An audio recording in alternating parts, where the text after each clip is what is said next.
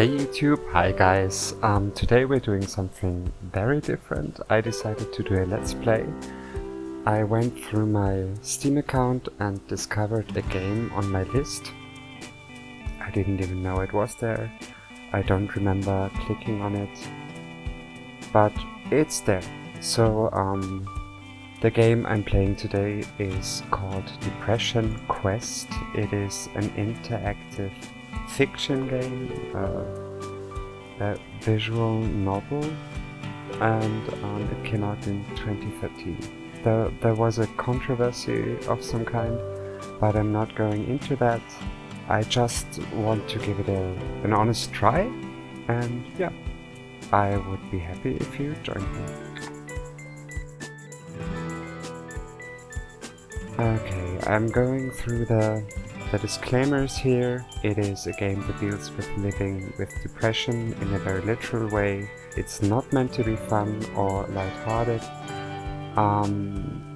Its goal is to raise awareness, and they want to illustrate depression so it would be better understood by people who don't suffer from it. So it's important that if you suffer from depression in any way, are suicidal, that you seek help, and you should not play this game, and maybe not watch this video. So, okay, that's it. Let's get to it.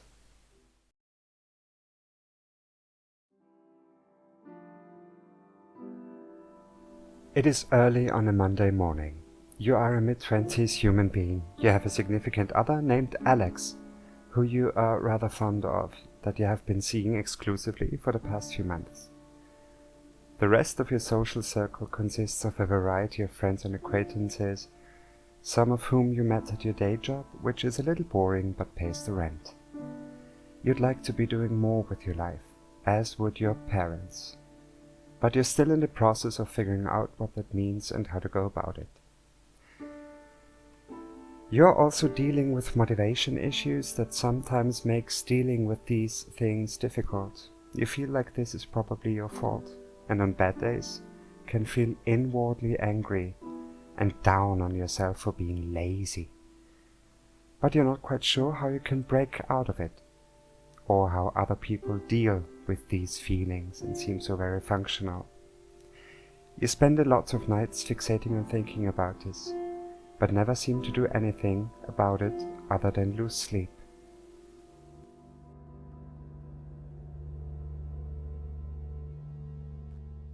It's an unseasonably warm Wednesday evening.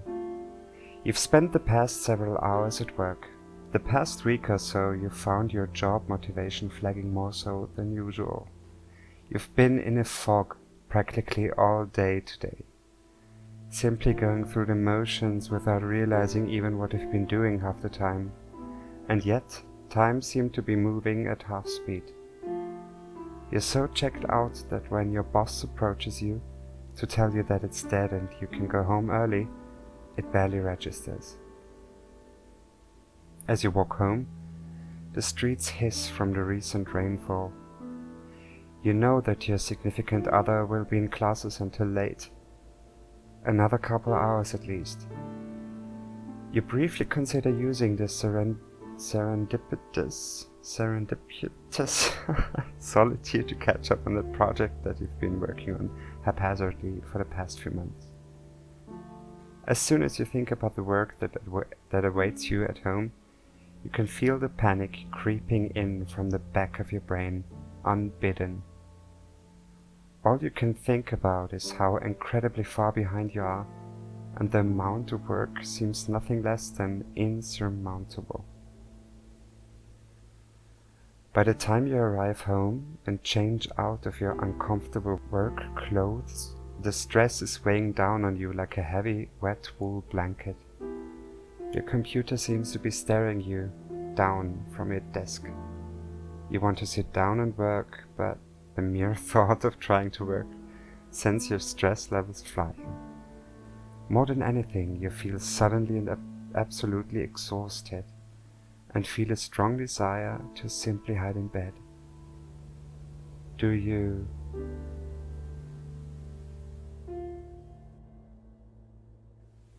Okay, I think this is the state of my mind. You're depressed, interaction is exhausting, and you're becoming more and more withdrawn. You're not currently seeing a therapist, you're not currently taking medication. Okay. So what do I do?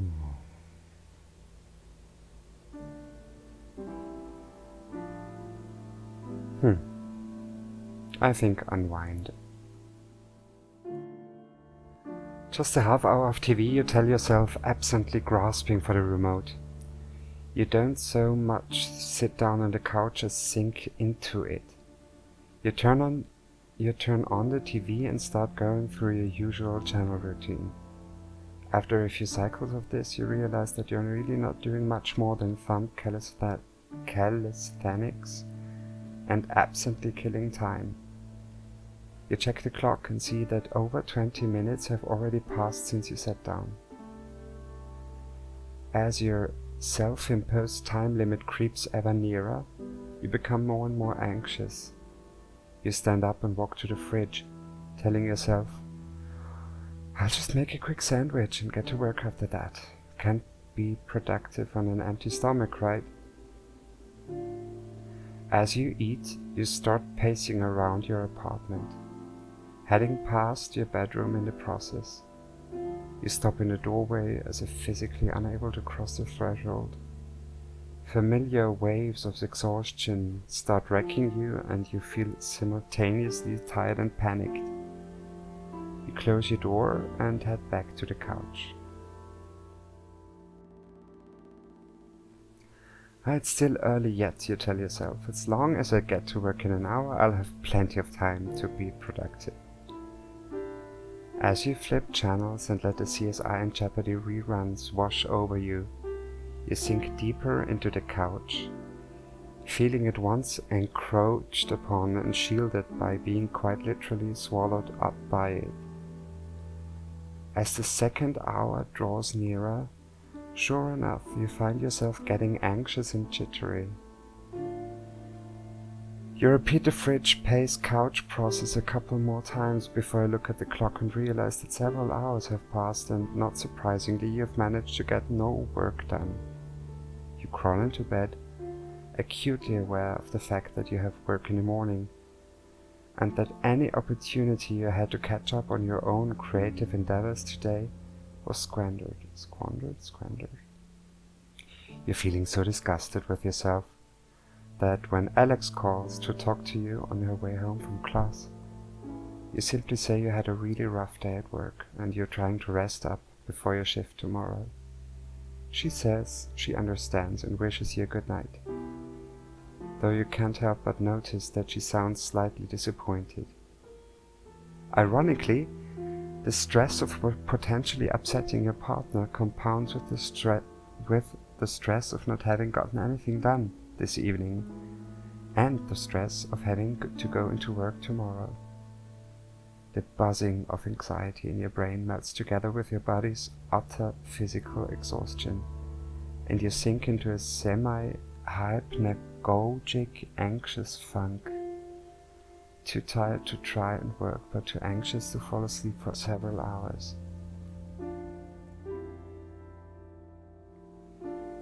You are very depressed. You spend a large amount of time sleeping, hating yourself, and have very little energy or motivation. Things got worse, I guess.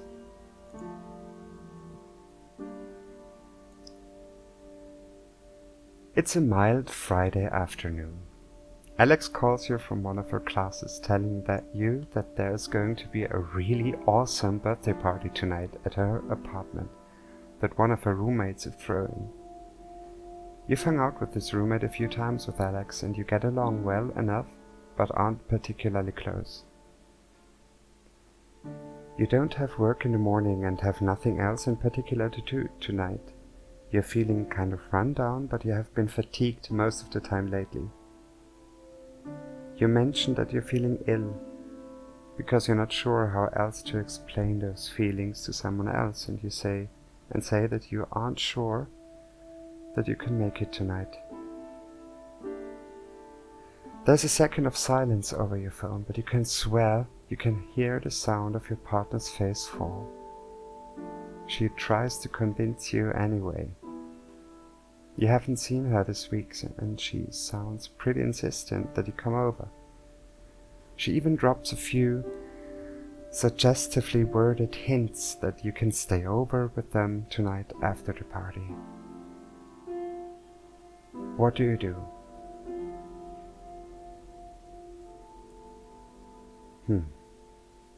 I gotta go.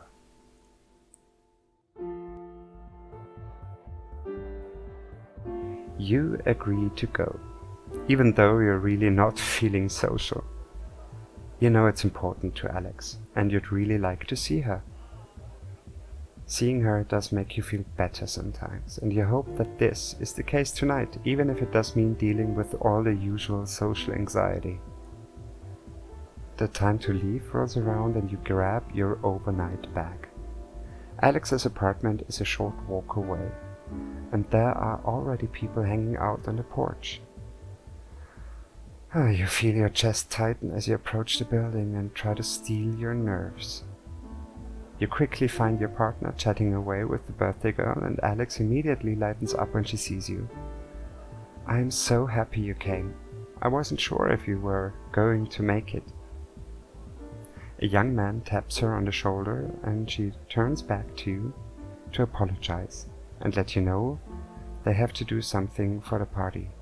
Alex hands you a beer and plants a kiss on your cheek before going off to deal with whatever came up.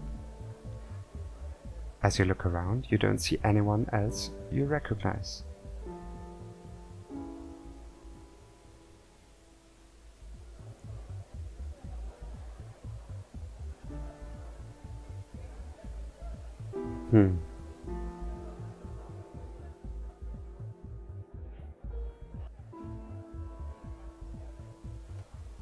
Well, I think I don't know.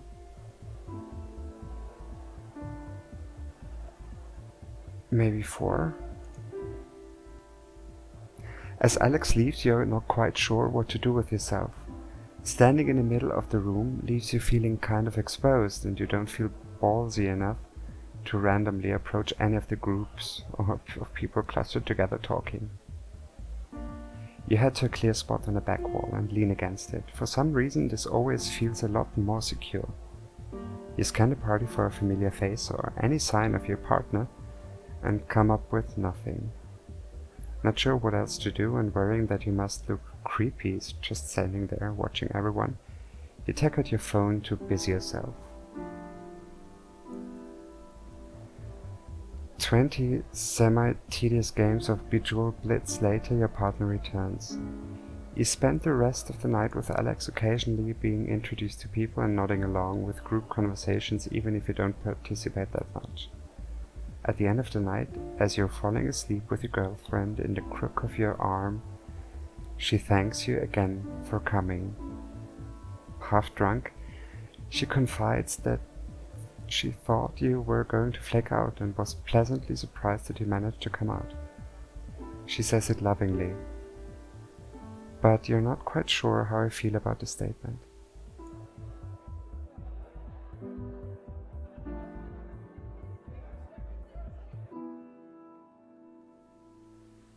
It's a little afternoon on a muggy Saturday. Your mother has come over for a surprise visit, claiming loudly that she doesn't see you enough, so she decided to invite herself over. As you converse, she walks around your place and you get the distinct impression that you're being inspected. "So what's going on with you lately?" she asks abruptly. Taken somewhat aback by this left fielder, you tell her you're not sure what she means. She repeats the question, saying that you haven't seemed like yourself lately. She gestures to the dirty dishes piled in the sink and notes the fact that you haven't called or visited in a while. Your reticence only seems to spur her on more. She presses you, asking if you're having problems at work or with Alex, and you are beginning to feel increasingly battered by her sudden well-meaning but overwhelming inquisition. Under her questions, you become increasingly uncomfortable. You want to be able to explain to her how you've been feeling, but the truth is, you're not really sure yourself. Nothing horrific has happened at work or with your significant other or friends or anything like that, but all the same you can't deny that lately you've just felt drained and as though you're not really here. You wish you could tell your mother these things, but she hasn't been approachable about negative emotions in the past. She's the kind of person who holds the opinion that the solution to any problem is to simply try harder and maintain a positive attitude, a stance that has reared its head in past conversations when we've begun to explore the subject with her. You know, she's unlikely to be understanding, and you feel the energy drain out of you when you imagine what would happen if you managed to blurt out everything you are feeling. What do you do?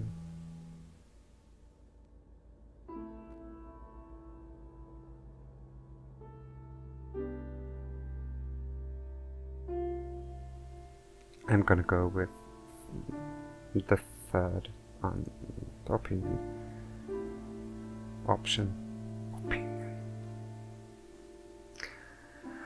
I'm okay, Mom. Really. Thanks for worrying about me.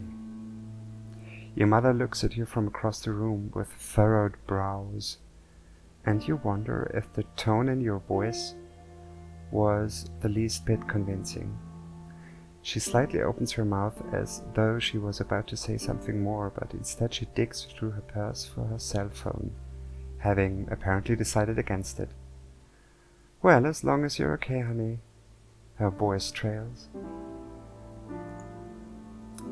As your mother returns to what amounts to more or less small talk, you realize that this part of the conversation has happened a lot recently. Someone will express concern for you, or ask if you're okay, out of seemingly nowhere. You tend to find that it's simpler to just declare that you are okay than find the right words for complicated and murky feelings. Besides, since none of them are in reaction to a specific event, maybe you really are okay and just complaining about nothing anyway. Sometimes when you insist that you're okay to those who ask, you have to wonder if you're trying to convince them or yourself.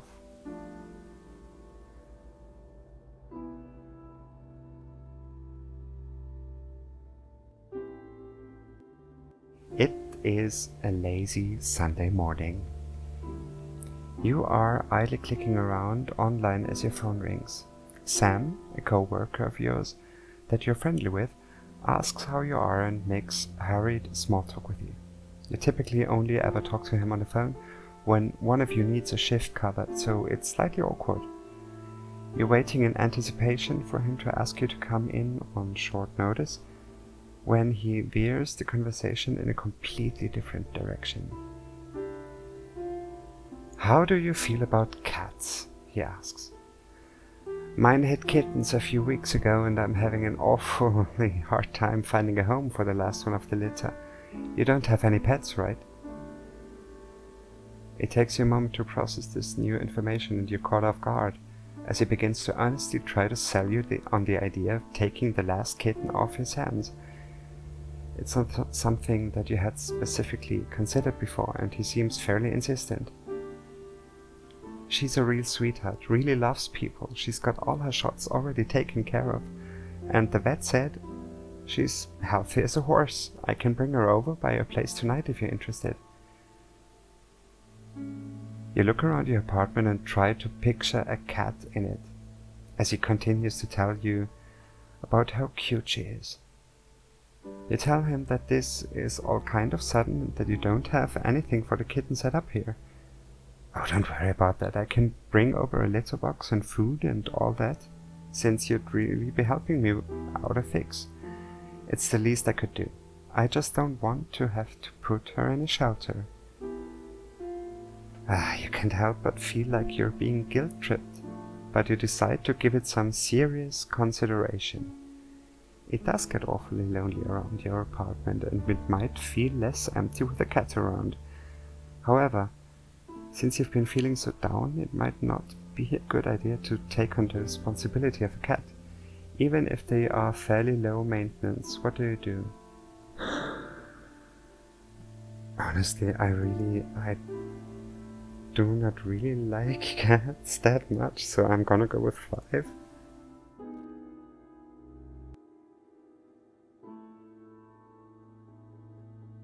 You've never been a fan of cats. You feel like they all hate you, and you figure out you have enough hate coming from your own inner monologues already. I'm sorry, I just can't right now. I hope you find a good home for her.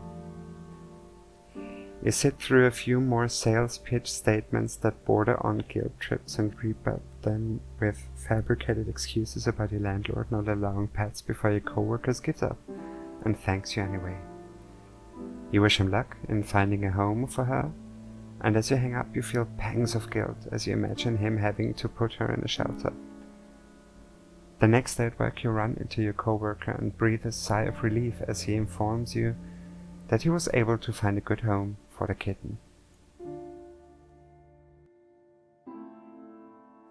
It's late Friday afternoon and quitting time is just around the corner. A bright, clear day is giving way to a still, temperate evening. You can hear your co-workers all around you anxiously making plans for their evenings and weekends, but you're really looking forward to just going home and resting after what's turned out to be a very long and taxing work week.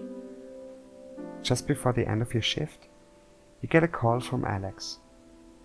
It seems a group of your mutual friends are heading out to a nearby pub for dinner and drinks to celebrate the end of the week, and they want to know if you'd like to come along. You tentatively tell her that you're emotionally exhausted from the work week and a social outing like that would just take too much out of you today. You encourage her to go and have a good time, since you know it's been a while since she's gone out with friends, but the effort feels futile since you know that she isn't going to go without you.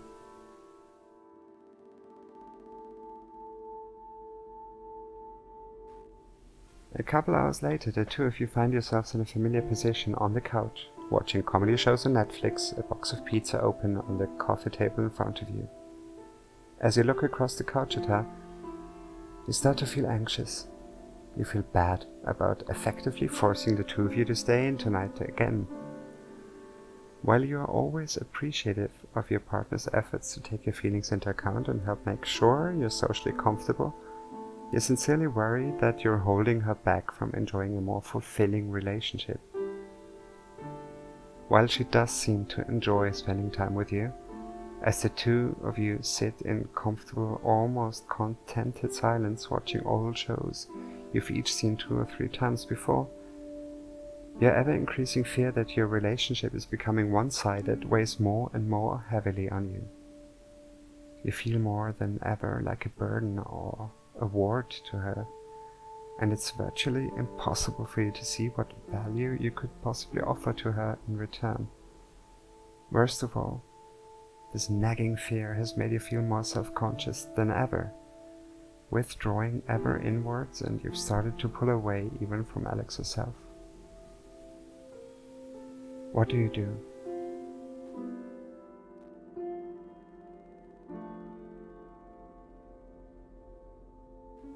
Okay, ask her.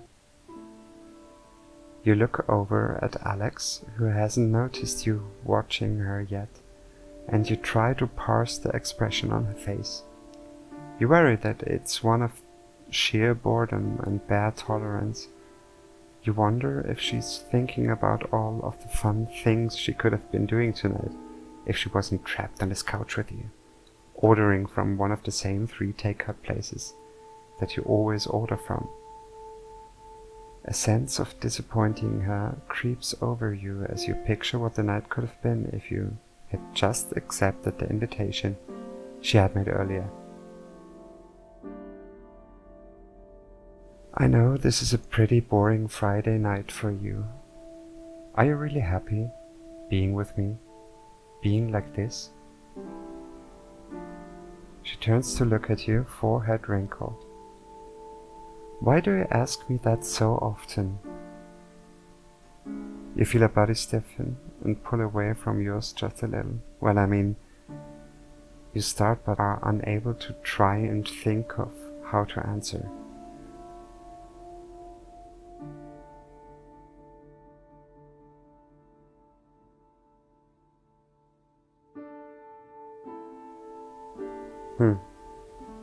I'm gonna go with 4. Alex sighs. Look, if that were the case, I would let you know. I do not think you're boring. You're more of a homebody than I am. I'm learning how to deal with that.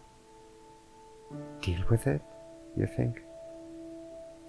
Repeating it in your mind. Does she see you as a problem to be dealt with? You try to pick your reply apart in your mind, and all your conclusions lead to your previous worry that you're holding her back. You begin thinking that the phrasing was chosen without too much deliberation, and that despite her attempts at reassuring you, the slip of the tongue revealed her true feelings.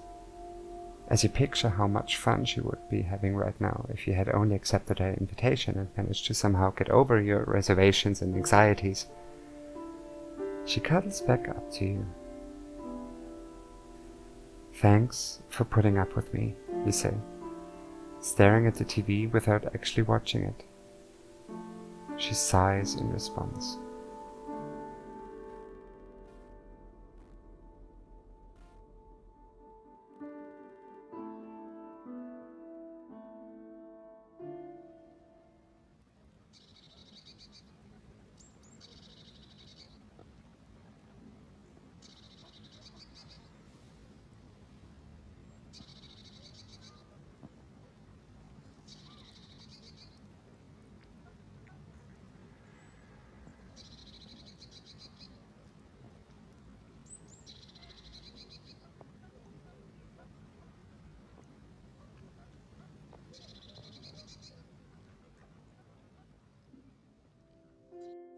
We're continuing. I'm still very depressed. I spend a large amount of time sleeping, hating myself, and having very little energy or motivation. Not seeing a therapist, not taking medication. It is a breezy Sunday afternoon. You've allowed Amanda, an old friend from school that is in town for the weekend, to talk you into leaving the house for coffee and catch up. You meet in a small cafe and talk about what you've been up to since you've last seen each other, and you can help but feel like they are a lot more accomplished and interesting than you are, while listening to them talk about their life after school. When it's your turn to brief them on your activities, you feel anxious and ashamed and give a very abbreviated version. You try to talk about your job as little as possible, and you feel incredibly boring while you describe it, despite her expressing sincere interest in you and your life. Amanda has known you long enough to read your mood and tone of voice. She leans into a question while gently touching your hand, a look of genuine concern on her face. What's wrong?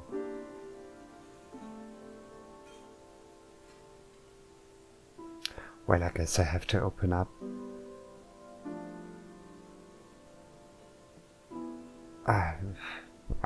Yeah. Do you find it hard to lay out how you're feeling lately to other people? You decide to test the waters on opening up to Amanda. She's always been easy to talk to, and you feel like it's possible that she might be understanding of what's been going on with you, even if you think it doesn't make sense sometimes. You begin to dance around the subject, dipping your toe into the pool to test the water. Surprisingly, she catches on quickly and is even able to guess what you may say next.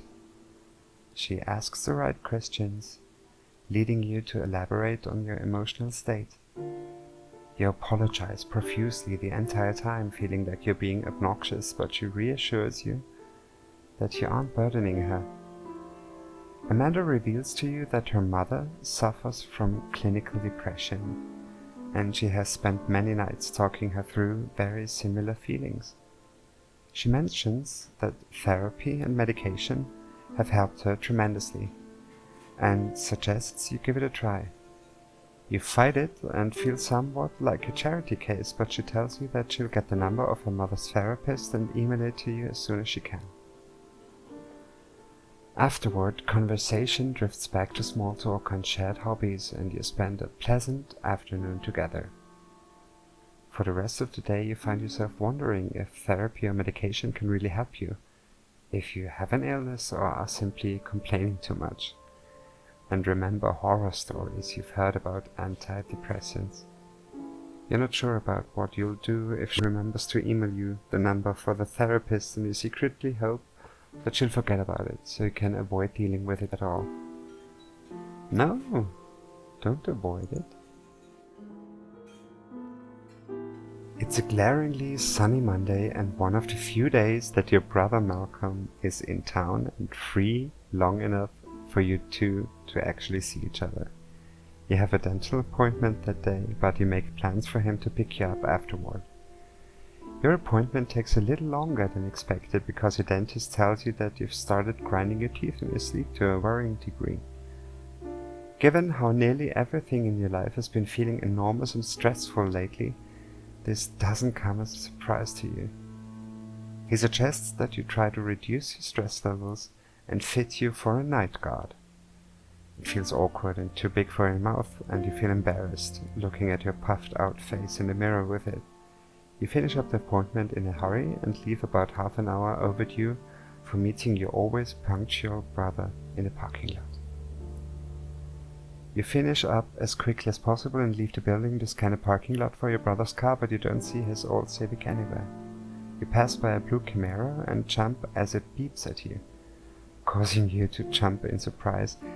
It takes you a moment to realize it, but it's Malcolm in the driver's seat. You hop in the passenger seat and compliment him on his new ride, and he mentions that it's a perk of a promotion he's recently obtained at work. He starts telling you about how much more money he's making, how his career is really taking off, and how he's starting to look at houses with his wife soon. You clutch the bag containing the night guard in your hand and feel yourself clench your teeth as you think of your crummy apartment, and how long it's been since you've been able to take a day off work without having to worry about making ends meet. He's only 2 years older than you, but it feels like he's eons ahead of you in every other aspect of your lives. So, he asks, how did your appointment go? Did you get drilled full of holes? What? A sense of shame creeps over you.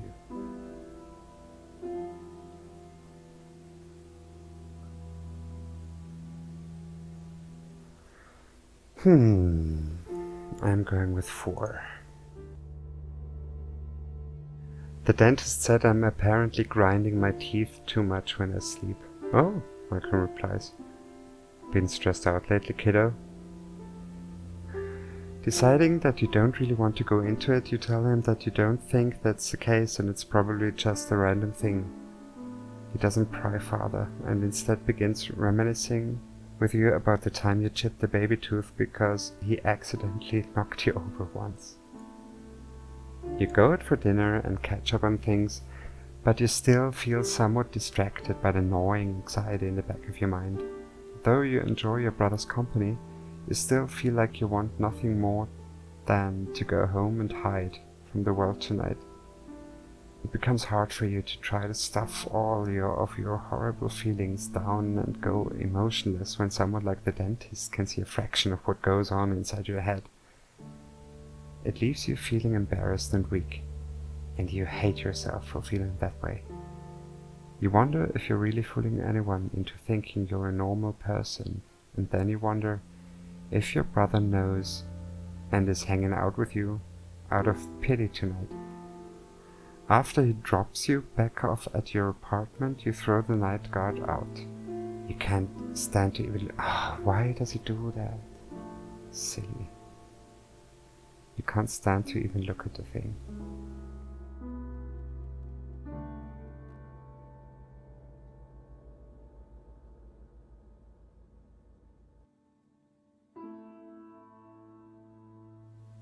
It's a dry Sunday morning.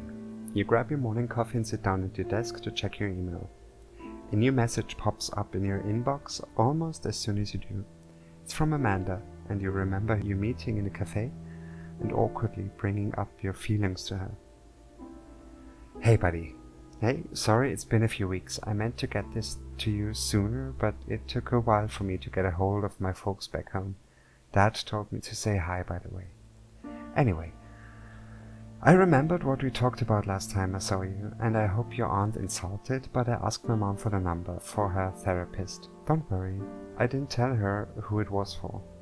I think she's worried about me now. Anyway, the number is 647-723-5274. It's a really good office, you should look into it. Talking to someone never hurts.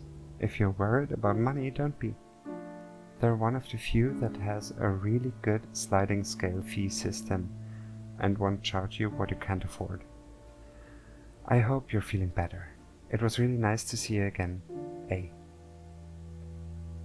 It's still early enough that you could call and make an appointment today. What do you do?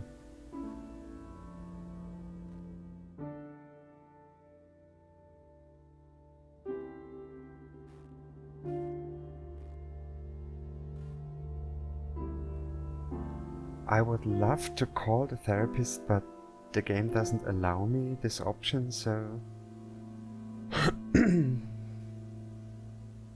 I don't know what I'm doing wrong. I just can't pick the options I would like to pick. So yeah, which one to go? Number 3.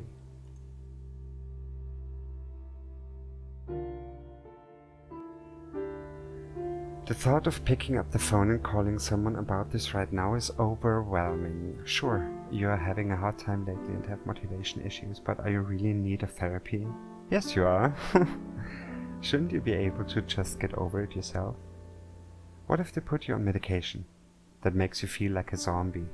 What if you go and the therapist looks down on you? What will Alex think about this? Trying to think about all these things at once makes it feel like a very big deal, and you decide to take your time to think on it. The rest of the day passes quickly, and that night you have a hard time trying to sleep because your brain is too busy thinking about all these things, and it's hard to get any rest that night. The next morning you check your email again with blurry eyes. Amanda's email is still there, seemingly waiting for you. You are no more decided than you were yesterday. What now? Call.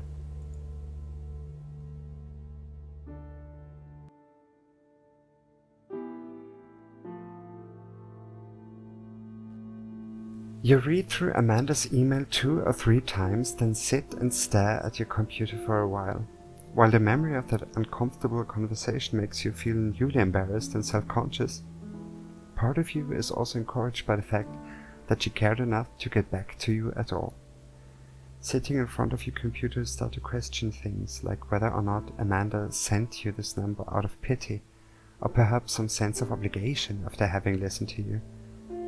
You question her motives and the validity of her concern, and whether or not you think seeing a therapist would even be helpful. Yet, almost unconsciously, you reach for your phone, and before you realize what's happening, you're listening to the therapist's line ring. Before you can bring yourself to hang up, you're listening to the slightly clinical but not unpleasant voice of the receptionist ask how she can help you. I'd like to make an appointment with the doctor, you manage to stammer out. The conversation is quick and not nearly as unpleasant as you were fearing, and quicker than you can say, Freudian slip, you've scheduled an appointment. Quicker than you realize.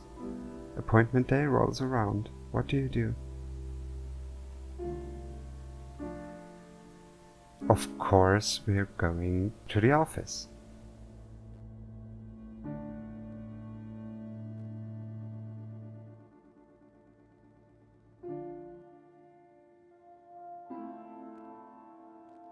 You have your first session with your new therapist, Dr. Susan Melville.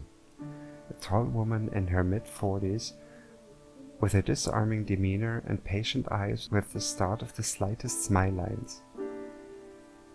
She makes you feel comfortable fairly easily, which is a pleasant surprise after all your anxiety over the appointment. As you leave, you make a second appointment. You're still skeptical about all of this, but figure you might as well see where this goes. The hardest part, it seems, was taking the first step. You're still not sure if and how you're going to tell your family or your partner, but you figure you'll deal with that when the time comes. Either way, you feel relieved that you managed to see this through instead of being paralyzed with worry over it. Even if nothing comes of it, you did something you said you would instead of flaking out or running away. You're emotionally exhausted when you get home and collapse into bed. You sleep better that night than you have in a week, and you're not sure if it is because you were so tired when you got home, or if it's because of the therapist. You are depressed, interaction is exhausting, and you are becoming more and more withdrawn. You are seeing a therapist even though you doubt anything she says could make you feel better. Not taking medication.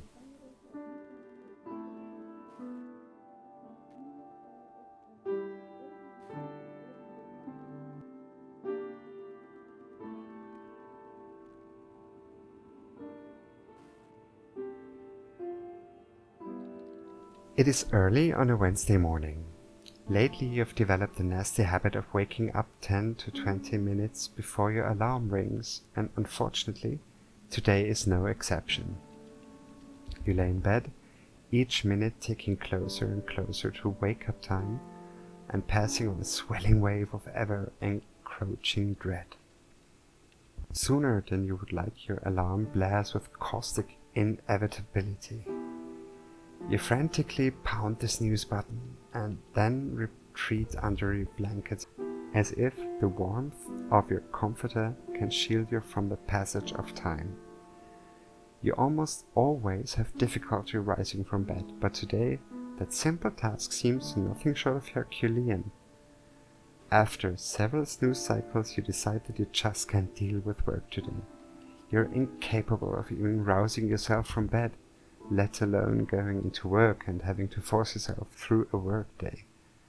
Not to mention you've snoozed so many times that it would be impossible to make it on time now anyways.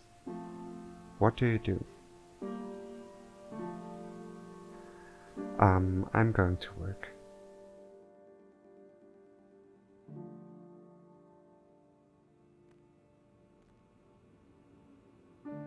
In spite of the fact that your body is actively fighting you literally every step of the way, you somehow manage to drag yourself out of bed and make your way into work.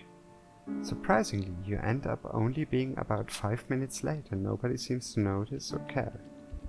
Though, when you woke up, the simple act of being even physically present at your job seemed like an impossibility. You are surprised at your own ability to push on through the day. While you are far from enjoying or indeed even really coping with the dullness of your job today, you seem to have slipped into a trance-like state of automation, and time is nevertheless passing.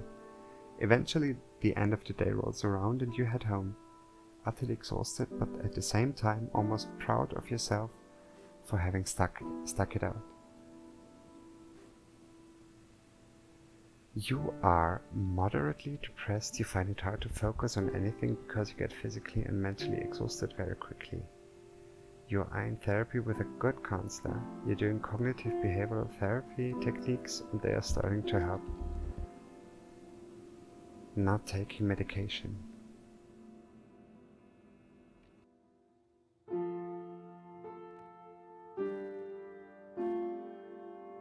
It's 2 a.m. on a Sunday and you have work in the morning. You roll over to see the sickly green glow of the time displayed on your LED alarm clock and let out an exasperated sigh. You've been trying to fall asleep for over 3 hours now to no avail. Every time your head hits the pillow, you're overcome with anxious thoughts that wrap themselves around each other. Worries about your job lead to worries about your future, lead to worries about your very identity, and you're unable to shake them off long enough to doze off.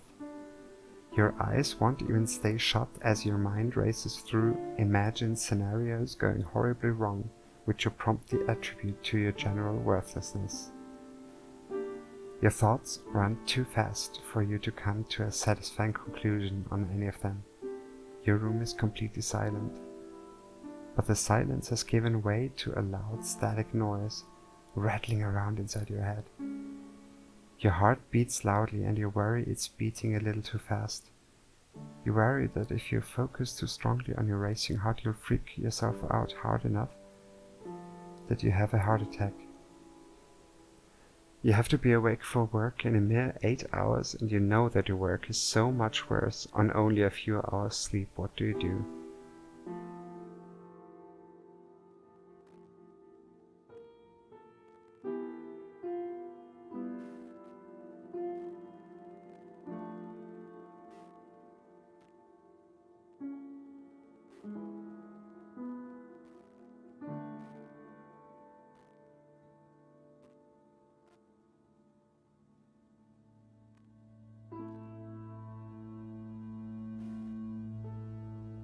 You get out of bed and head to your desk. Laying in bed with nothing but your thoughts to keep you company makes you feel like you're going insane.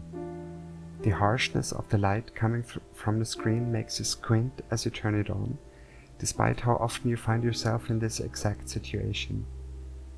There have been so many nights lately just like this. As you begin reading a news story, an online friend of yours IMs you. Attic. You're up late again, I see. Yeah, can't sleep. Again. Thinking too much again. You guessed it. Wanna talk about it? You end up talking with Attic for quite some time about how you've been feeling. He's always been easy to talk to about personal matters, and the added security of talking online helps. Being able to rethink what you say as you type it out and check it before you send it helps you gather your thoughts, and you find it less intimidating in a way to type it all into a prompt then say it out loud. I don't want to be that guy who thinks they can diagnose something because I read a Wikipedia article, but it kinda sounds like you might have depression. You should talk to someone about that, like a doctor. You pause. Are you really that transparent, or is it that you've gotten used to talking about your feelings at this point? Your insomnia makes you a little paranoid, but you shake it off.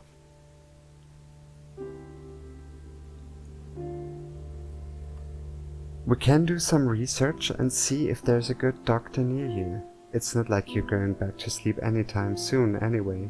Might as well do something while you're awake. Well, I guess I'll be honest.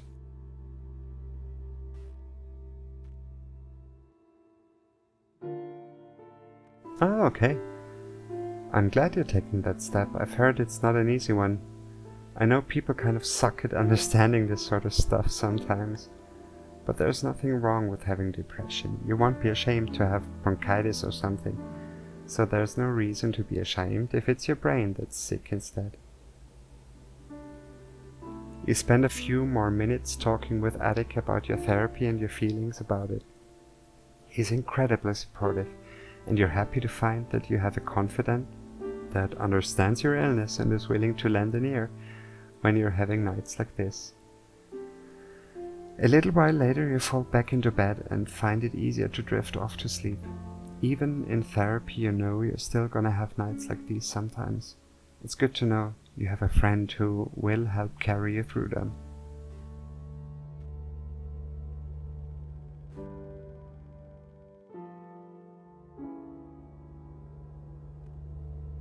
It is a chilly Thursday night and you've just gotten off work. This has felt like one of the longest days you've faced in recent memory. Even though nothing exceptional had happened, a ton of minor things kept going wrong, and co-workers had tried your patience throughout the day. You considered leaving work early, but the last thing you wanted to do was deal with your insufferable boss on top of everything else. You're lost in thought on the commute home, and your feelings of frustration both with your life and the world around you build as you run into minor annoyances like someone bumping into you really hard as they walk by.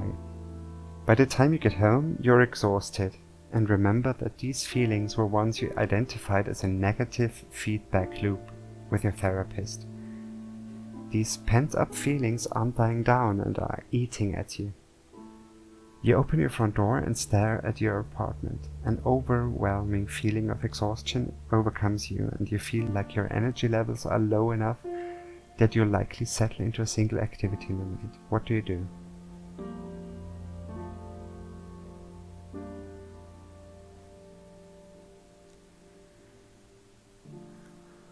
I'm gonna reach out to someone.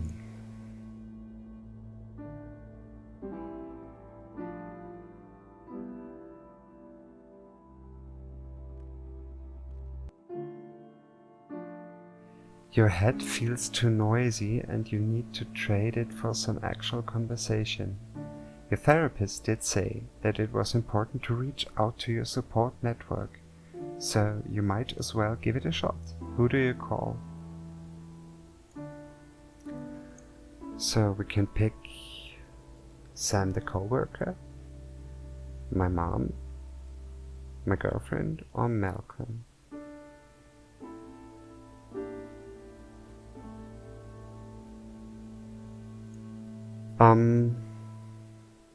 I would say Alex or Malcolm. I'm gonna go with with Alex.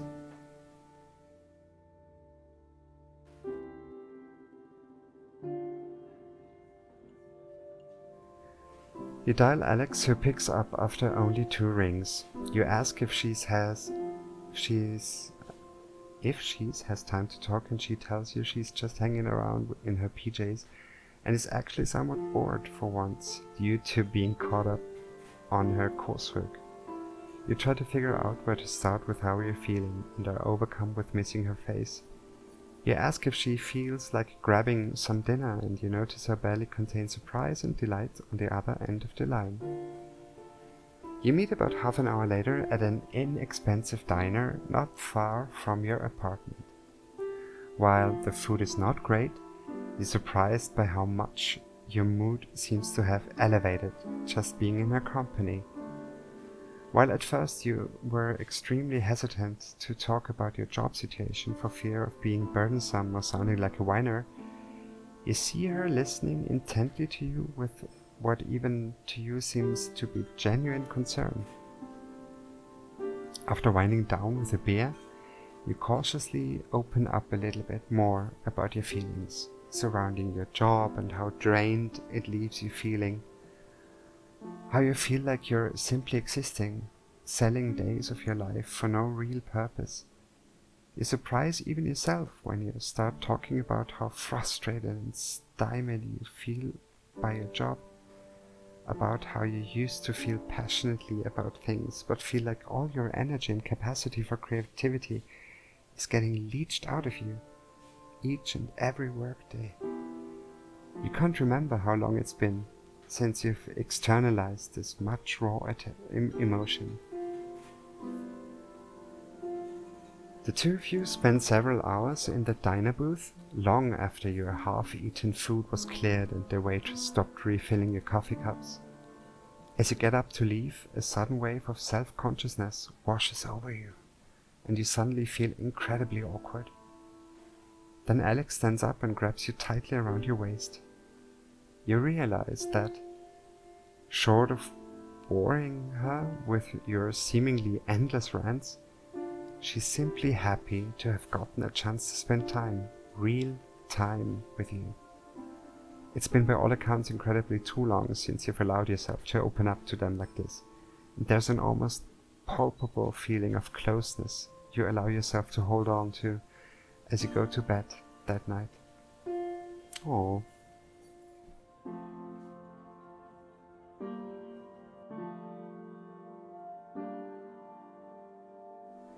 It is an utterly nondescript Wednesday afternoon, the type of afternoon that would completely fade from memory unless one made an active effort to preserve it. As has become routine on Wednesdays, you are sitting on the couch in Dr. Melville's office. To your mild surprise, she begins this session by breaking her characteristic therapist silence and begins speaking up right away. I wanted to start by saying I think it's great that you decided to come see me. It's an incredibly important first step, she begins. I wanted to take some time today to talk to you about the possibility of supplementing or substituting a treatment with medication. The mention of medication makes your ears perk up and you feel your heart rate increasing, she continues. Many people find adding a pharmacological element to their treatment to be very helpful, and some even prefer to take drugs, completely eliminating their need to visit a therapist at all, providing you rely on your support network and are still reaching out to people. I would prefer it if we kept talking, should you choose to start medication, so that I can monitor your progress and adjust as needed. But the choice is ultimately yours. I just wanted to run the option by you to gauge what your thoughts on the matter might be.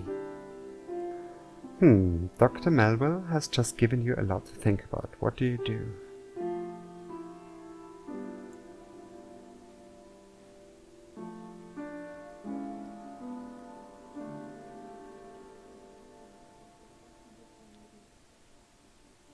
Well, I guess I'm accepting the prescription because, she's my doctor. She knows what she's doing. I will take it.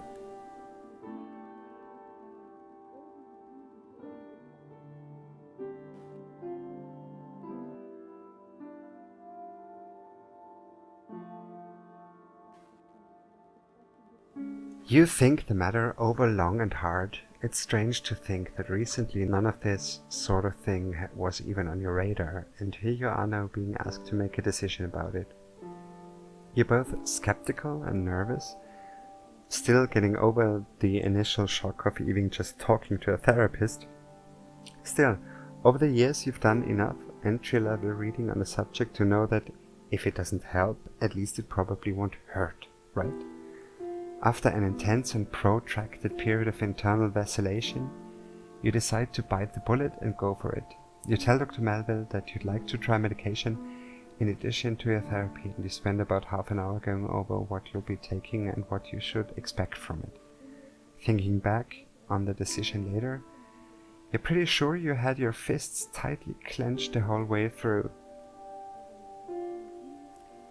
So, at the moment, moderately depressed, in therapy with a good counselor, and your medication is helping to keep the edge off and keep some of the darker and more negative feedback loops from being as prevalent. Okay.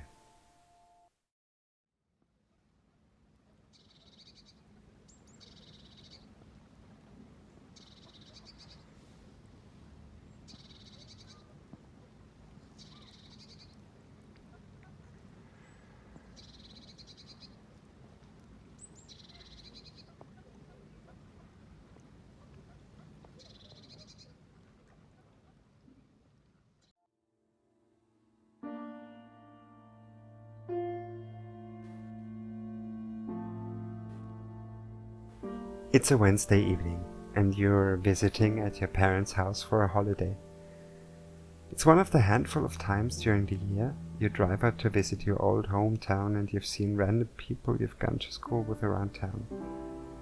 Whenever bumping into them, the usual short versions of what you've done since graduating are exchanged. We've gone through a few of these today, and have been very aware of how much you feel you haven't accomplished. When you were in high school, you had much larger plans and you feel like you failed to manifest most of them. Even if you had managed to, you've largely lost interest in what you thought you wanted to do growing up. Now you're not really sure what you want to do, and you felt like you're lacking the ambition or drive to figure it out. Everyone you've caught up with seems so much happier than you, like they've got their lives all figured out, and you've kind of been feeling like a failure by comparison. Your brother Malcolm arrives with his wife in tow shortly before you all sit down to dinner. He's been traveling for his job lately, and you haven't seen him since the day he picked you up from the dentist. Your parents haven't seen him since before then. During dinner, they all catch up and Malcolm talks about the amazing things he's done on the road. Your mother turns to you and asks what you've been up to since you've seen them last. Oh, same old, you say. Nothing really new going on. Your mother makes a face. Oh, nothing new? How long are you planning on staying at that job of yours? What do you say? Ah, that's hard.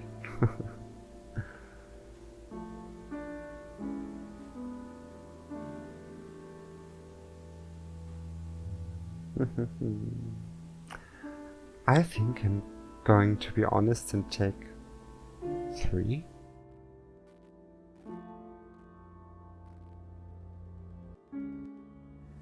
Actually, you start sheepishly, I'm not really sure what I want to do right now. Your mom puts down her fork. So what, you're planning on living the way you do for the rest of your life? How would you afford a house on that paycheck? What about kids? Your father interrupts, lightly placing his hand over your mother's. It's okay, Linda. Let the kids be what they are. There's nothing wrong with not knowing what you want to do in your 20s. I didn't get into construction until I was nearly 40. Your mother looks across the table at you, unsatisfied with her husband's reasoning. I don't think it's normal for someone at that age to not have a path. You need to think hard about it, or you'll never make anything of yourself, Mom, come on, Malcolm interjects. This emotionally exhausts you. You want to tell her that you are thinking hard, and that not knowing what you're doing with yourself bothers you more than it could ever bother her. That sometimes it feels like you're lost in the woods, and that if you were to drop dead in your apartment, the world wouldn't notice. You want to make her understand that more often than not you feel like an alien, like there isn't anywhere in this world that feels like a place where you belong, and you have no idea how to fix it or what to do. You wish you could find the words, so she would understand that being looked down on for this kills you, and drives home the feeling of being a total outsider. Instead, you get very quiet for the rest of the meal while your mind goes numb. Everything inside you feels exhausted.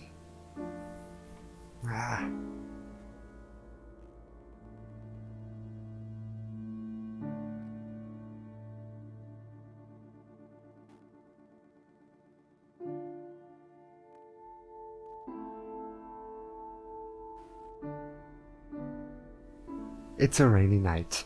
You're hurrying through the rain to Alex's apartment at her behest. Though your pace is quick, the rain is steadily soaking up your pant legs as you traverse the town, and it's darkening your already poor mood. The call came while you were at home after a day of dealing with abnormally frustrating people. You'd spent the afternoon trying to unwind and get some work on your project done. Alex called and interrupted one of you. Try to make progress, get frustrated at not making progress, have a harder time making progress due to frustration, repeat loops, and you haven't fully shaken off the feelings of being annoyed with yourself from it yet. You knock on her door, and on the third knock, hear her voice call from further in the apartment to come on in. As you cross the threshold, dripping rainwater all the way, you notice that the lights are turned down very low in the apartment. You squint to navigate it as you clutch onto your damp umbrella, but end up hitting your shin on a side table, mumbling a profanity under your breath. You barely make out Alex emerging from the hallway, clad in what looks to be a robe, with the bare skin of her legs peering out underneath. "Why don't you come in and warm up?" she asks in her designated, slightly cheesy, sexy voice. After a beat of silence, she states more naturally, "My roommates are out of town this weekend, so I thought it might be nice to have a little fun while they're away." You appreciate her affection, but you're too wrapped up in your own negative feedback loops to be in the mood right now. What do you do?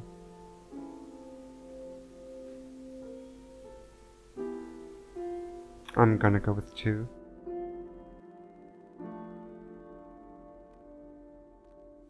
You look at her standing, barely lit, and notice there's a few candles scattered around the apartment.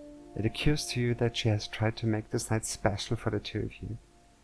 Even though you have a tight knot of antisocial frustration in your stomach, seeing how much she cares makes you want to try to melt it away, so you can show her how much you care, that she's gone through all this trouble. However, you desperately need to shift gears first before it's even possible. "You look amazing. Let's have a drink together," you suggest, hoping that this will give you the push you need to get into the mood. You go into the kitchen and pour the 2 of you drinks, trying to focus on letting go of your bad mood. You sit down on the couch next to her and she cuddles up to you instantly. "What should we toast to?" she asks as she takes a drink. You think for a moment, passing up the cheesy "to us" option. You say what's on your mind, letting go of your bad day. "To tonight." The 2 of you cheers and you ask her about her day. Conversation turns flirtatious and the 2 of you find yourselves in the bedroom shortly after. You find that you're having trouble getting into things physically with her and remember that diminished arousal was a possible side effect of your medication. You'd hoped that you were part of the population that wouldn't be affected by it, but it seems as though this was not the case. However, you're able to still enjoy the closeness with Alex and fall asleep together happily.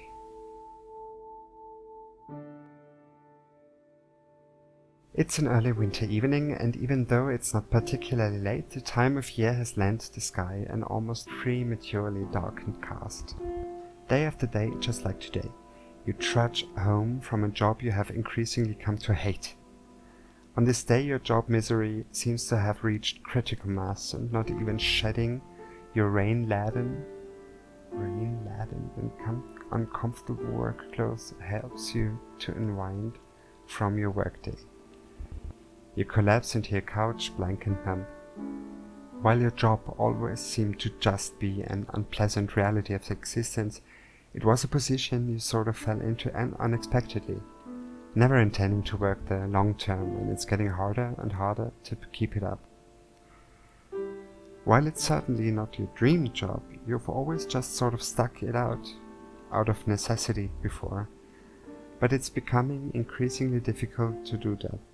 Though you couldn't even begin to imagine what else you could do, you find yourself face to face with a question you just can't ignore. Is your complacency worth the price of this level of misery? What do you do?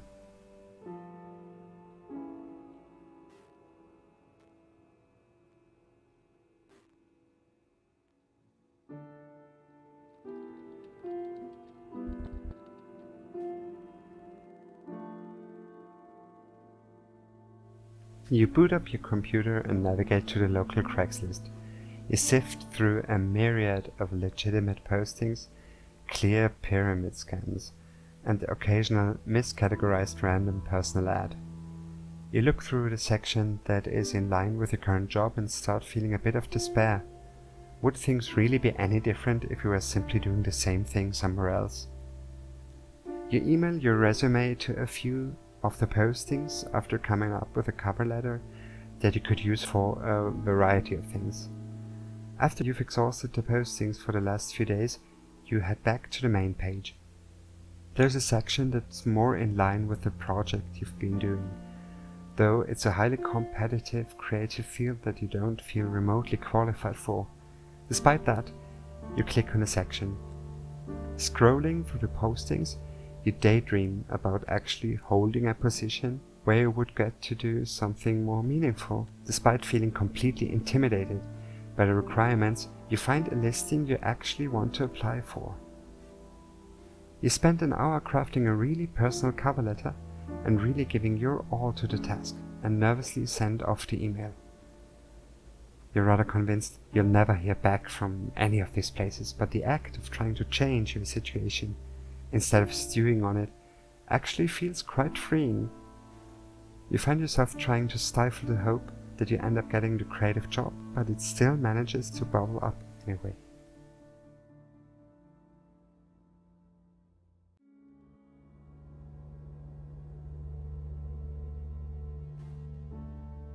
It's a little past 8 PM on a Tuesday night.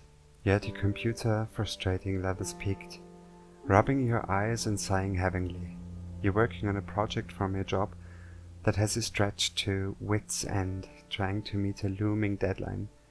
And as it lurks closer and closer, you're seriously doubting your ability to get it done. You're dragging your feet a little at work due to your complete lack of energy lately. In spite of wanting to do a good job, you find yourself unable to push past it and feel horribly useless for it. You slide your hands off your face to look at your screen as it beeps at you. Oh, Attic. Hey, are you there? I really need to talk to someone about something. You feel like you're getting nowhere with your current task and could probably use a break. However, you know that you have a history of getting distracted and then losing motivation to pick something back up again afterward. What do? Of course I answer him.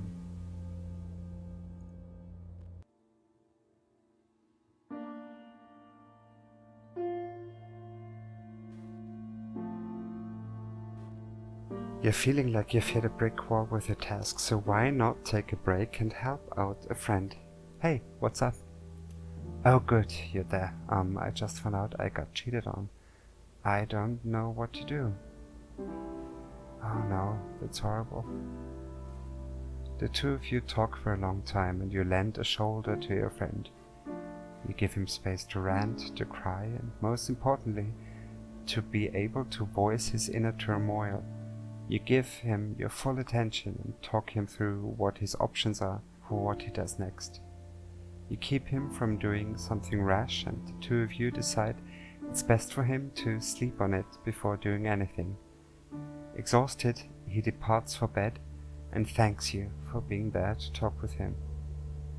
As you close the I am window, you feel horribly sorry for your friend, but happy that you were able to help.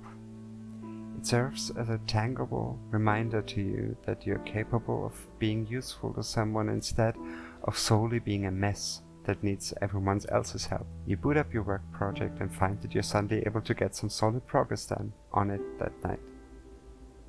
Ah, that's good.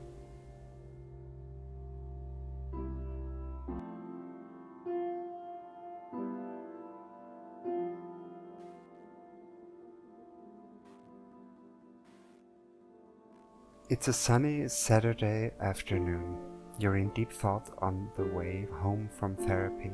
However, you notice this time that you're not in the same negative feedback loops you usually get trapped in when being this introspective. You realize that although you still have your bad days, your lows aren't quite as low as they used to be. Your antidepressants bottle rolls across your dashboard as you take a left turn. You've been on this medication for quite a while now, after a period of trying a few different kinds. Though you still have minor side effects, they've overall become an unnoticed part of your life. You feel as if your life has generally changed for the better recently, and you begin to wonder if you need them anymore. You don't feel as much despair of hopelessness, and you hate yourself a lot less these days. Maybe it's time to stop taking these, you think. I seem to not really need them anymore. What do? I think I should not quit medication without talking to the therapist about it. So I will continue taking the medication.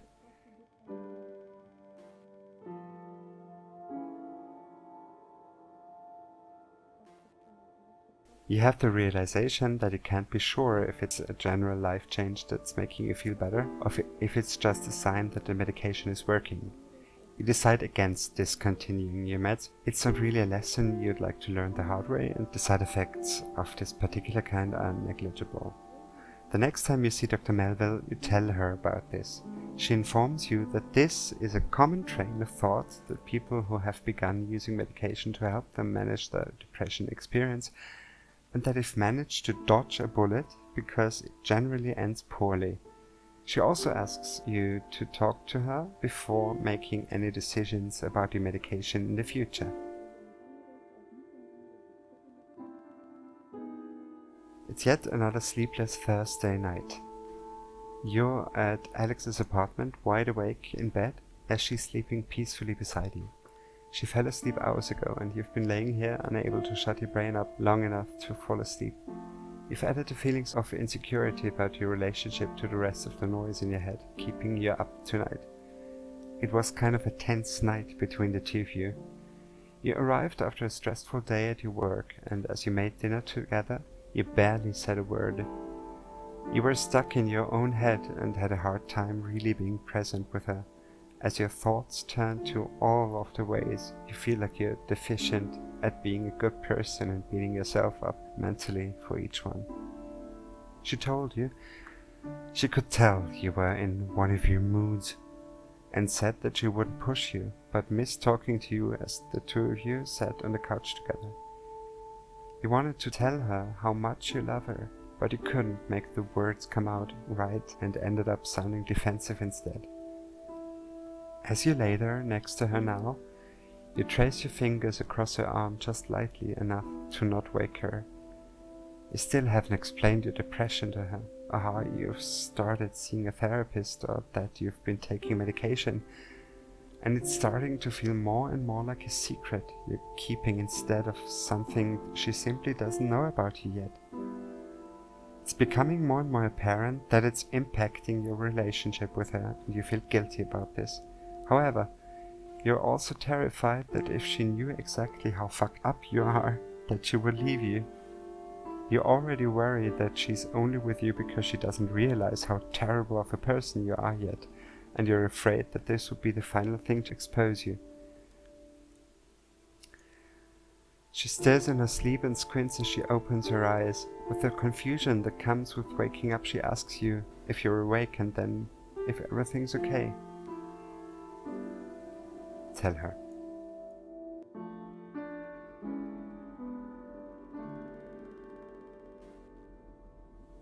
You feel like a jerk for accidentally waking her up, but you're afraid if you put this off any longer that you won't find the strength to tell her everything later. No, actually, everything is not okay. Can I tell you something important? Alex sits up, rubbing the sleep out of her eyes.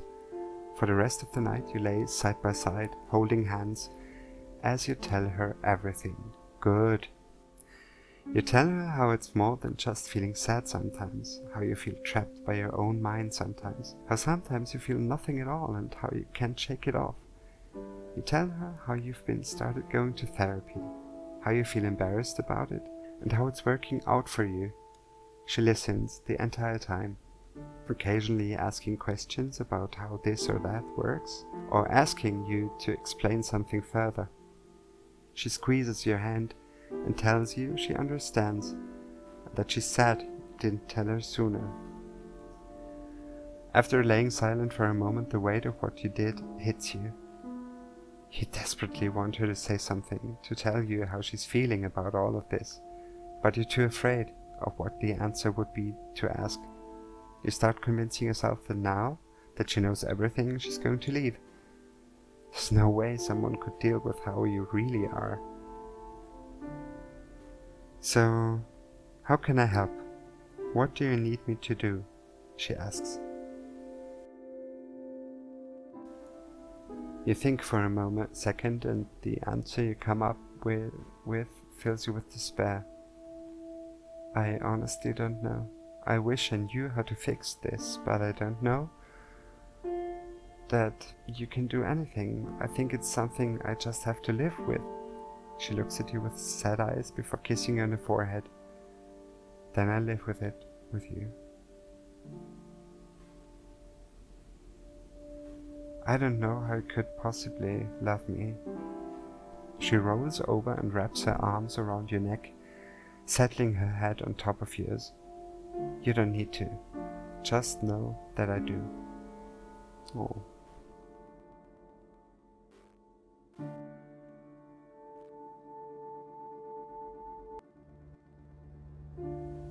It's a Friday night and you're laying across your bed feeling pathetic. As you were leaving work tonight, a group of co-workers asked if you wanted to join them for drinks. Feeling antisocial and put on the spot, you declined. You have a habit of doing this. You're often so convinced that you are weird and terrible and that any invitation to hang out will end in disappointment for those inviting you. You never feel like you know how to act in group outings, and you feel like a total creep since it seems to come so naturally to anyone who isn't you. You find yourself petrified of breaking some unknown social rule that you don't often go out. Now, however, you find yourself alone at home. Your brain has begun telling you how pathetic and sad you are for being unable to just be a normal person and go out with nice people. You can't figure out why you can't just go out and meet people and enjoy yourself. At the same time, you're also feeling like no one would possibly want you to hang out if they really knew you, because you're dull and weird anyway. You try a typical strategy and boot up Netflix to distract yourself from these feelings, but frustration with yourself builds, and you realize you have to do something else with your night.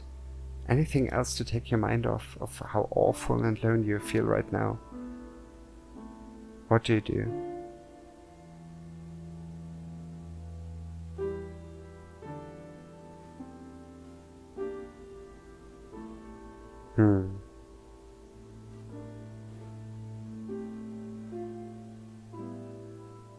I don't know. I would love to talk to Alex, but I also want to find out what Alex has been up to.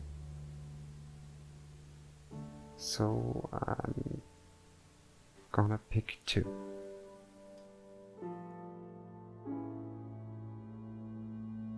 You sit down at the computer and open your chat client. Attic is indeed online and the two of you catch up briefly before you start passing links to news stories and weird YouTube videos back and forth. Eventually, he asks you if you would like to play a multiplayer game with him, and you start to download. Realizing you haven't eaten yet, you tell him you'll be back in time for the download to finish after you've made yourself dinner. Out in the kitchen, you notice the time on your microwave. Several hours more than you had expected had passed and you've only just realized it. Though it's not going out to a bar with people, you feel like this had taken the edge of the loneliness that you were experiencing earlier. Even though he's an internet friend, sometimes when you are too down to be social, he's the perfect person to talk to. You connect with him on a meaningful level and you found it easier to be yourself while talking to him than you do in most face-to-face social interactions.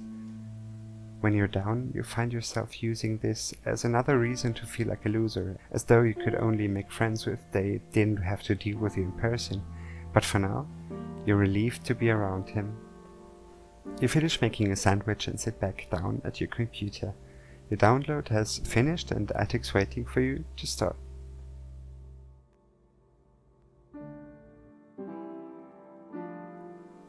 It's a cold Saturday afternoon.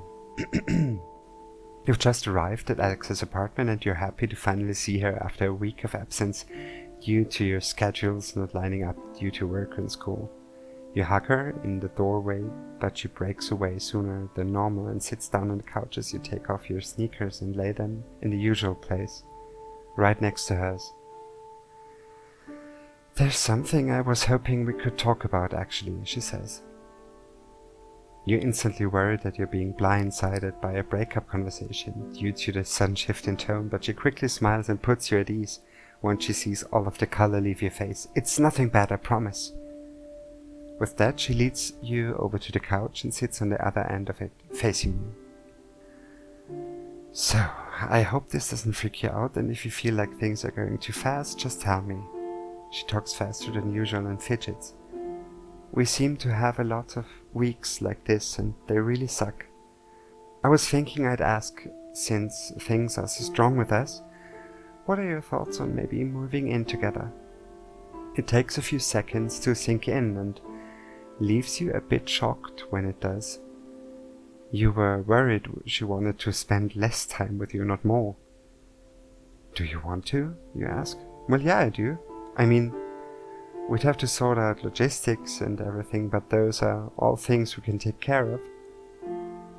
You start to walk through the steps of imagining the two of you living together. You love the thought of being able to wake up next to her every day and seeing her so often.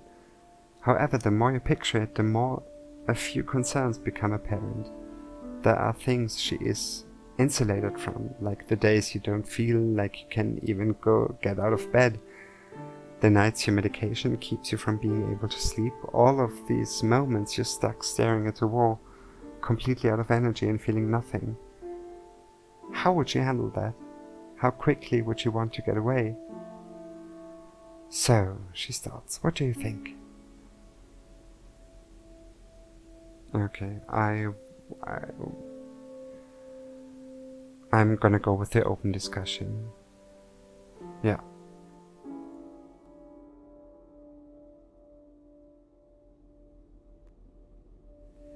You're really worried if Alex were to live with you, she wouldn't be able to deal with your days of being unable to get out of bed or nights where you can do nothing but stare at the wall and panic.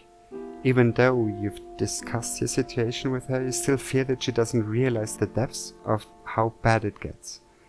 It's one thing for you to detail how you feel sometimes, and for her to see it pop up occasionally. It's an entirely different situation for it to be something she has to live with alongside you. Well, I'd like to, but I think it's best if we talk about it a bit more before committing to a decision.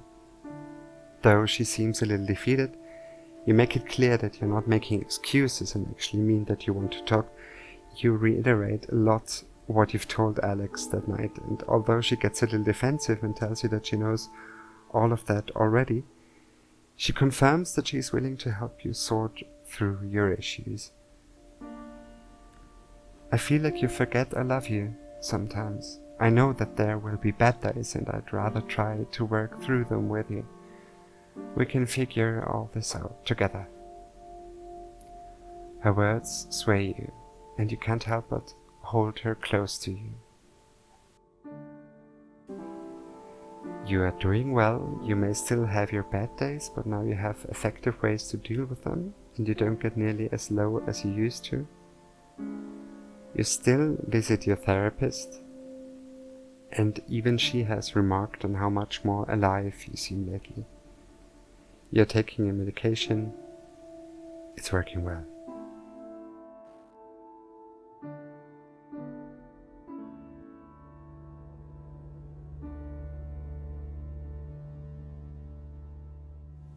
It's December, and you've returned to your parents' house to celebrate the holidays with your family. Out the living room window, you can see a gentle flurry of snow drifting down to meet the pristine blanket of white from yesterday's unexpected Christmas Eve snowfall, and you quietly laugh to yourself at how incredibly cliché it seems. Still, as you sit down to dinner, you can't help but notice how being surrounded by family and the overly kitschy atmosphere your mom's decorations have created have actually made you feel relaxed and almost comfortable. Your mom is running around frantically, checking the oven and the stockings and just generally trying to family time it up, while your dad sits at the head of the table drinking a beer and laughing with your brother Malcolm. His wife Karen is there too, whom you've always gotten along well with.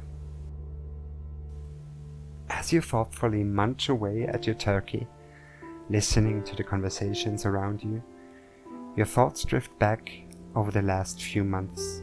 You think about how hard things had gotten, replaying over in your head some of your worst memories. It seems like all of these things just came to a head over the past few months with a sudden flurry of relationship turmoil and professional anxiety, social stress, and above all, an omnipresent sense of weight that it seems you have just recently become aware of. You're drawn out of your reverie by your dad's familiar booming laugh, as some cheesy comment Malcolm made seems to have hit its mark. Sitting at the table, you're suddenly immensely glad for the chance to be able to ignore everything for an evening and not have to struggle trying to explain yourself for once. Fortunately, everyone seems to be content with laughing at each other's jokes and discussing favorite sports teams, and for a while you think you'll be able to get through dinner without any embarrassing personal intrusions. But no sooner did the thought cross your mind than the table conversation trickles off, leaving a slightly awkward silence to descend upon the dinner. "So how are you doing these days?" your mom asks you pointedly. It's such a simple question, and one that you seem to have had to answer countless times recently. You take a moment to collect your thoughts, then looking up, you take a deep breath. "Well?"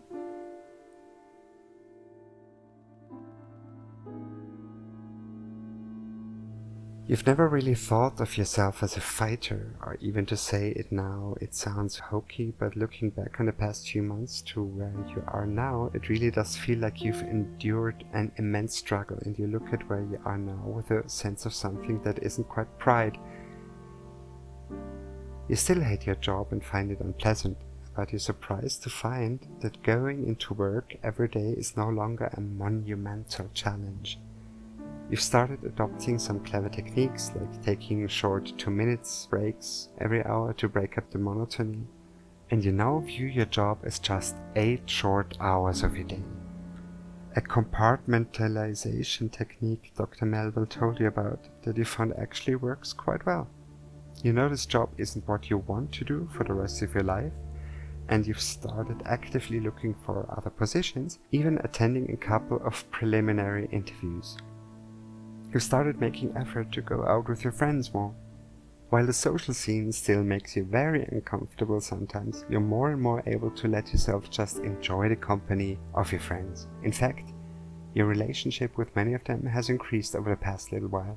You still definitely have days where you flake out or don't feel up to hanging out, but for the most part your friends are understanding and appreciate your communication. By far the biggest change you've noticed in your life has been in your relationship with Alex. You were terrified of talking to her about everything at first, but looking back, you feel like it's only strengthened your relationship. She was always supportive of you emotionally, but lately the two of you have been even more in sync, and it's really starting to feel like you're building a life together. It even seems like the two of you have been making a more concerted effort to sync up your schedules and have been spending more and more of your downtime with each other. Pretty soon, you think moving in together may be a very real possibility. Dr. Melville has commented on how well you seem to be doing, and whether a result of the therapy, the medication, or both, you can't help but agree. With all that seems to have improved recently, it's sometimes difficult for you to think about the fact that you still have bad days, sometimes even really bad days. They serve as a stark reminder of the fact that this will be something you likely have to deal with for the rest of your life. Depression is a battle, and though you're certainly ahead in the fight, you know the battle isn't ever going to be over. Sometimes even Alex can tell when things are going rough, despite your best efforts in the contrary.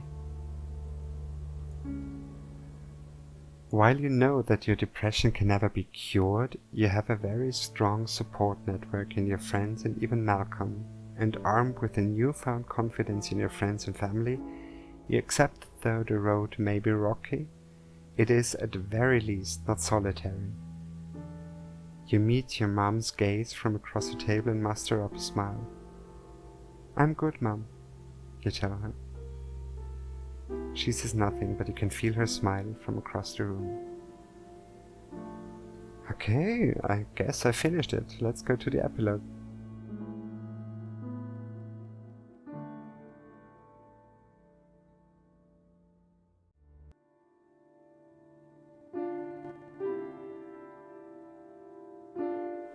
We really want to thank you for taking the time to play Depression Quest. We realize it may not be the most enjoyable game you've ever played, or even the easiest, and we sincerely appreciate your involvement. Like Depression itself, Depression Quest does not have an end really. There is no neat resolution to depression, and it was important to us that Depression Quest's own resolution reflect that. Instead of a tidy ending, we want to just provide a series of outlooks to take moving forward. After all, that's all we can really do with depression. Just keep moving forward. And at the end of the day, it's our outlook and support from people just like you that makes all the difference in the world. Thanks again.